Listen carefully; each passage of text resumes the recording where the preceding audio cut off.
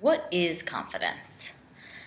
You know, when I think about it, it's like I feel like, right, when we see someone and we say, ooh, they have confidence, what is it? It's almost like they're sure-footed. They're very sure of themselves. They kind of walk with a sense of purpose and pride.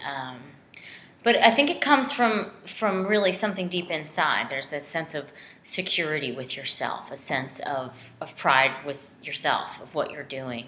You know, I almost kind of like to liken it to someone who's leading a desire-driven life, someone who is actually knows what they want and is going after it with a sense of confidence.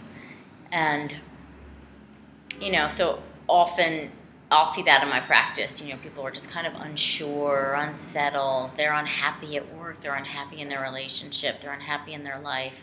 You know, we're always going to come across times like that. But how do we kind of get back to this place of feeling confident about the direction we're moving in? So one of my favorite things that, you know, I'll advise people to do, and that I personally even do myself, is make a list. You know, maybe just 3 things that you want to achieve in whatever time frame you want to give yourself. You know, I usually say a little bit shorter of a time frame is better than 2 years from now, you know. But maybe in like the 3 to 6 month time frame, not too much pressure on yourself. But what are 3 things that you want to achieve a change in your life? Was it like your physical appearance, your eating habits, your romantic relationships, a relationship with a family member? What is it you want to get to? What is it you want to achieve? How do you want to see that change happening?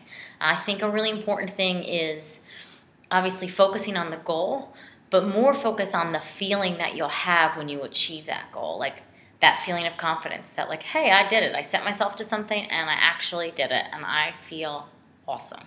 I feel great. You know, I think confidence really comes from that, like actually proving to yourself that you can do something you asked yourself to do.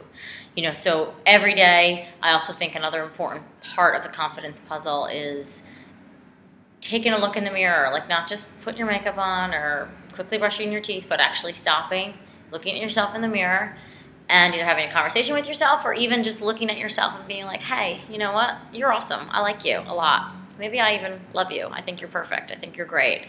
You know, rather than looking in the mirror and being like, oh, do I have to tweeze my eyebrows? Oh, is that a pimple?